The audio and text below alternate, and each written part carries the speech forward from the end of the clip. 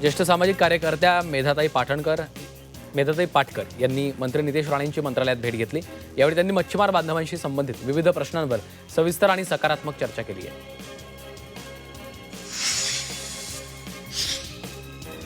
प्रज्ञा सातव यांनी आमदारकीचा राजीनामा देत भाजपात प्रवेश केला। यावर प्रज्ञा सातव यांच्यावर काँग्रेसने अन्याय केला असेल म्हणून त्यांनी हा निर्णय घेतल्याची प्रतिक्रिया राजू शेट्टींनी दिली आहे।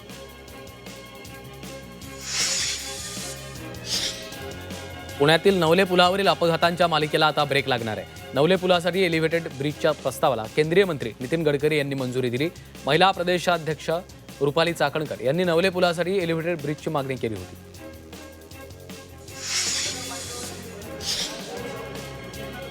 मालेगाव महापालिका निवडणुकीच्या पार्श्वभूमीवर सर्व प्रशासकीय अधिकाऱ्यांची महत्त्वाची बैठक झाली आहे। या बैठकीमध्ये निवडणुकीची आचारसंहिता, अर्ज छाननी, मतदान केंद्र आणि मतमोजणी या प्रक्रियेवर सविस्तर चर्चा करण्यात आली आहे।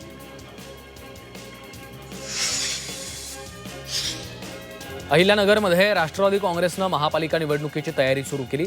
राष्ट्रवादीचे शहर जिल्हाध्यक्ष संपत बारसकर यांनी प्रत्येक प्रभागात जाऊन कार्यकर्त्यांच्या भेटी घ्यायला सुरुवात केली आहे।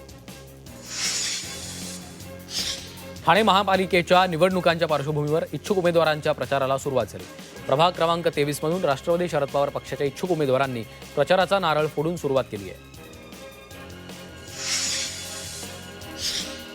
सोलापुरात कार्यकर्त्यांनी सोशल मीडियावर अनोखा प्रचार सुरू केला आहे। कागदावर भाजपचे आमदार देवेंद्र कोठे यांचं चित्र रेखाटत त्यावर शहराच्या विकास कामांची यादी मांडली। तंत्रज्ञानाच्या काळात प्रचारासाठी कार्यकर्त्यांनी नवीन पद्धत वापरल्याचं दिसतंय।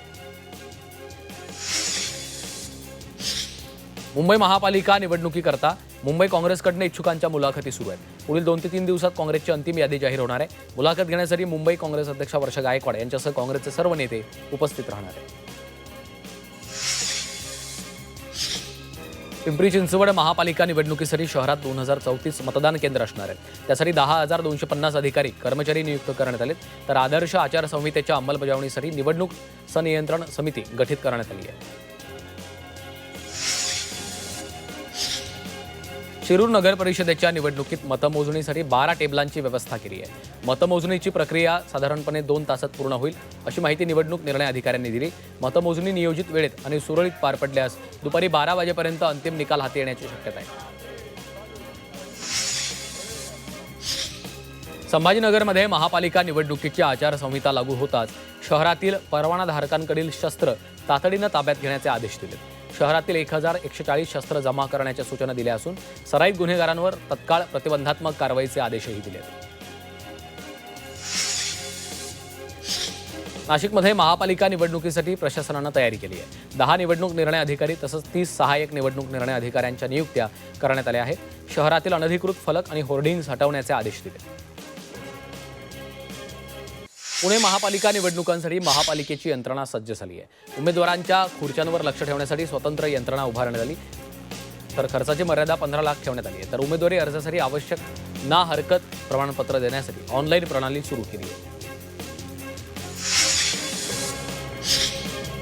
नांदेडमध्ये भाजपच्या केंद्रीय कार्यालयाच्या समोर रस्त्यावर टेंट टाकण्यात आला होता। जवळपास 2 महिन्यांपासून निम्म्या रस्त्यामध्ये टेंटचं अतिक्रमण होतं।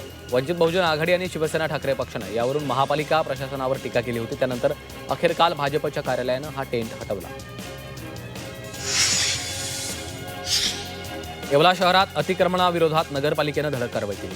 वाहतुकीस अडथळा ठरणारी अतिक्रमणं जमीनदोस्त केली आहेत। दरम्यान अतिक्रमण हटाव मोहीम सुरूच राहणार असल्याची माहिती येवला नगरपालिकेच्या मुख्याधिकाऱ्यांनी दिली आहे। कंत्राटी महिला कर्मचाऱ्याला प्रसूती रजेचा आर्थिक लाभ द्यावाच लागेल असा आदेश उच्च न्यायालयानं दिलाय, तर तांत्रिक मुद्द्यांची सबब खपवून घेतली जाणार नसल्याचं न्यायालयानं ठणकावलंय। भारताचे व्याजदर दीर्घकाळ कमीच राहण्याची शक्यता आहे। भारतीय रिझर्व्ह बँकेचे गव्हर्नर संजय मल्होत्रा यांनी प्रतिपादन केलंय। आरबीआय रेपो दर 25,000 अंकांनी कमी करून 5.25% केला आहे।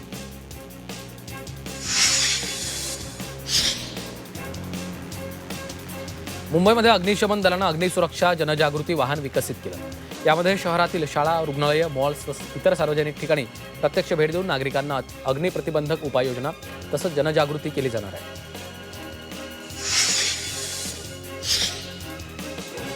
नववर्षात हरितालिका तीज आणि गणेश चतुर्थी 14 सप्टेंबरला एकाच दिवशी येणार आहे, तर दिवाळीमध्ये नरक चतुर्दशी आणि लक्ष्मीपूजन 8 नोव्हेंबरला होणार असून ज्येष्ठ महिन्याचा अधिक मास 17 मे ते 15 जूनच्या दरम्यान असणार आहे. त्यामुळे या कालावधीमध्ये सण उशिरा साजरे होणार आहेत. विड्याचं पान हृदयासाठी बहुगुणी आहे. विड्याचं पान खाल्ल्यानं कार्यक्षमतेत लक्षणीय वाढ होते. हार्ट फेल्युअर या आजारावर विड्याच्या पानांचा सकारात्मक परिणाम होतो. 2 वर्षांच्या संशोधनातून हा निष्कर्ष समोर आला आहे.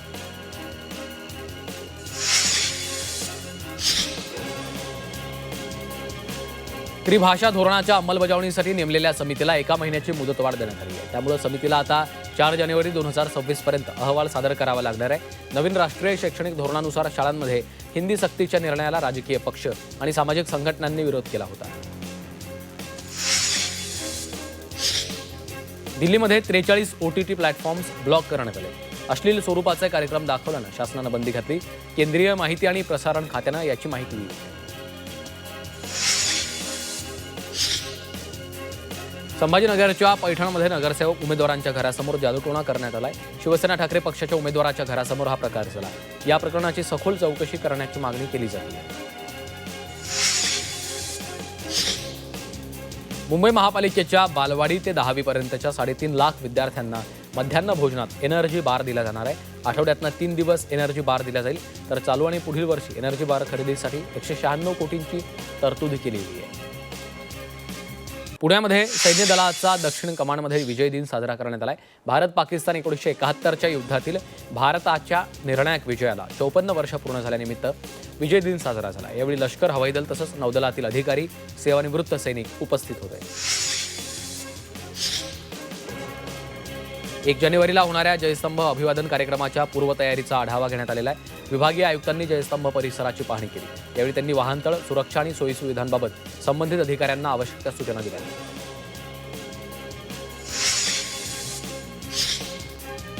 गोदावरी परिक्रमा यात्रेचं नांदेड जिल्ह्यातल्या बिलोलीमध्ये स्वागत करण्यात आलं. यात्रेमध्ये वृंदावन, चित्रकूट, ओंकारेश्वर, उज्जैनमधनं साधू संत, महंत, पीठाधीश्वर सहभागी झाले. बिलोलीमध्ये बजरंग दलाच्या वतीनं मोटरसायकल रॅली काढत पुष्पवृष्टी करून साधू संतांचं स्वागत केलं. म्हाडाच्या मुंबई मंडळानं प्रथम प्राधान्य योजनेतील 125 घरांच्या किमती निश्चित केल्या. त्यानुसार घरांच्या किमती 36 लाख ते 7 कोटींच्या दरम्यान आहेत. त्यामुळे प्रथम प्राधान्य योजनेतील घरं सर्वसामान्यांच्या आवाक्याबाहेर असणार आहेत.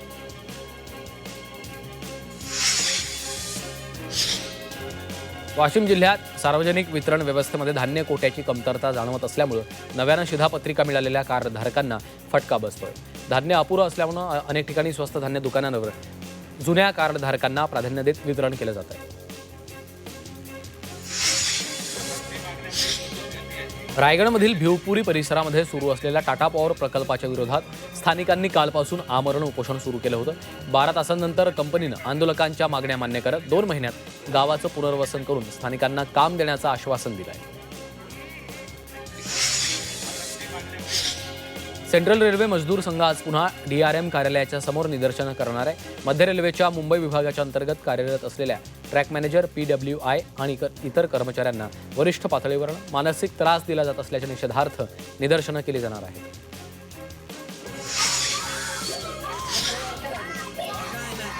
पंढरपूरमधील माळशिरस तालुक्यातील सुळवस्ती चांदापुरी विद्यार्थ्यांनी आंदोलन केलं. शाळेत कायमस्वरूपी शिक्षक द्या या मागणीसाठी गट शिक्षणाधिकाऱ्यांकडे विद्यार्थ्यांनी आंदोलन केलं. कालबाह्य लॅपटॉप बदलून नवीन लॅपटॉप प्रिंटरसह उपलब्ध करून देण्याच्या मागणीसाठी राज्यातील 15,000 तलाठ्यांनी कामबंद आंदोलन सुरू केलंय. काही ठिकाणी तलाठ्यांनी त्यांच्याकडील लॅपटॉप जिल्हा प्रशासनाकडे जमा केलेत. त्यामुळे महसूल विभागाचं ऑनलाईन कामकाज ठप्प झालंय.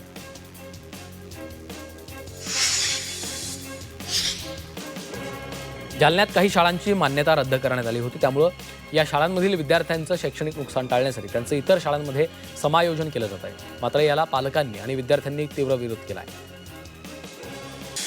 मुंबईत हवेची गुणवत्ता खालावली आहे. घाटकोपर आणि चेंबूर परिसरात हवा निर्देशांक हा वाईट श्रेणीमध्ये नोंदवला गेला आहे. तर मुंबई शहराचा सरासरी गुणवत्ता निर्देशांक 137 इतका नोंदवला गेला आहे. त्यामुळे शहरातील हवा प्रदूषणामध्ये वाढ होताना दिसली.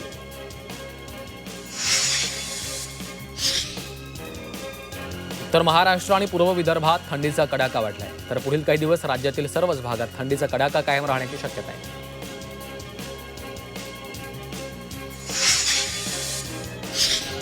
पिंपरी चिंचवड शहर महाराष्ट्रातील सर्वाधिक प्रदूषित शहर झालं आहे. डिसेंबरच्या पहिल्याच पंधरवड्यात 7 दिवस शहराचा AQI 200पेक्षा अधिक राहिला आहे. त्यामुळे दिवसेंदिवस प्रदूषणामध्ये वाढ होत असल्यानं नागरिकांकडून उपाययोजना करण्याची मागणी केली जाते.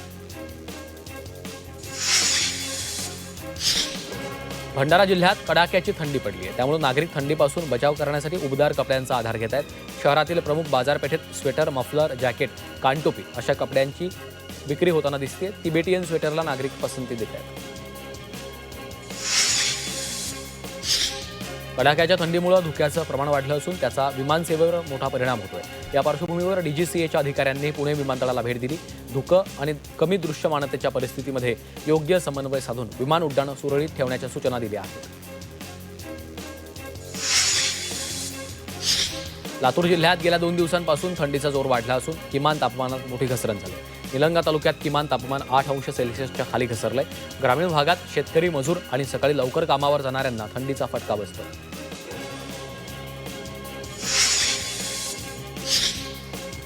मुंबई कृषी उत्पन्न बाजार समितीमध्ये टोमॅटोच्या दरात दुप्पट वाढ झाली आहे. तर शेवगा, भेंडी आणि गवारच्या दरातही वाढ झाली.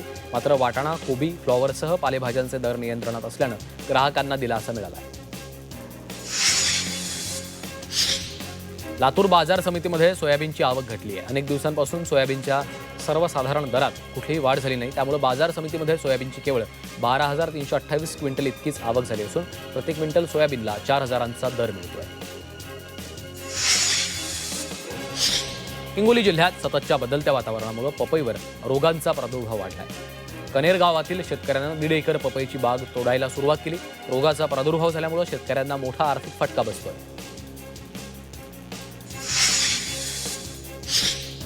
अमरावती जिल्ह्यात अतिवृष्टी आणि नैसर्गिक आपत्तीमुळे नुकसान झालेल्या 43,000 शेतकऱ्यांना शासकीय मदत मिळाली नाहीये. KYC पूर्ण न केल्यामुळे मंजूर असलेली मदत रक्कम त्यांच्या खात्यात जमा होऊ शकली नाहीये. त्यामुळे शेतकऱ्यांनी तातडीनं KYC पूर्ण करण्याचं आवाहन जिल्हाधिकाऱ्यांनी केलं. लातूरमध्ये शासकीय शेतमाल खरेदी केंद्रांच्या वाटपात कोट्यवधींचा घोटाळा झाल्याचा आरोप मनसेच्या शेतकरी सेनेनं केला. या प्रकरणामध्ये कृषी पणन मंडळ आणि नाफेडच्या भूमिकेवर प्रश्नचिन्ह उपस्थित करत तत्काळ कारवाईची मनसेनं मागणी केली आहे. हिंगोली जिल्ह्यात सततच्या बदलत्या वातावरणामुळे पपईवर रोगांचा प्रादुर्भाव वाढलाय. कनेर गावातील शेतकऱ्यांना 1.5 एकर पपईची बाग तोडून टाकायला सुरुवात केली. वाशिममधील अनेक शेतकऱ्यांना अद्याप पीक कर्ज मिळालं नाहीये. बँकांकडून होत असलेल्या दिरंगाईमुळे शेतकरी आर्थिक संकटात सापडलेत. त्यामुळे बँकांनी तत्काळ पीक कर्ज उपलब्ध करून देत शेतकऱ्यांना दिलासा द्यावा अशी मागणी शेतकऱ्यांकडून केली जाते. पुण्याच्या शिरूर तालुक्यातील डोंगरगण गावात वनविभागानं लावलेल्या पिंजऱ्यात बिबट जेरबंद झाला. या बिबट्याची रवानगी माणिकडोह बिबट निवारण केंद्रामध्ये करण्यात आली आहे. या परिसरात अद्यापही बिबट्याचा वावर असल्यानं सर्व बिबट्यांना जेरबंद करण्याची मागणी होती आहे.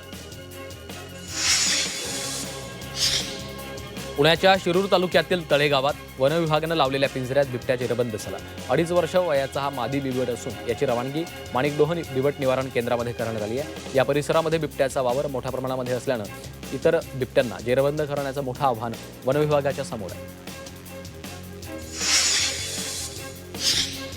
भंडाऱ्यामध्ये भटक्या कुत्र्यांनी उच्छाद मांडला. वर्षभरात 3,084 जणांना या कुत्र्यांनी चावा घेतला.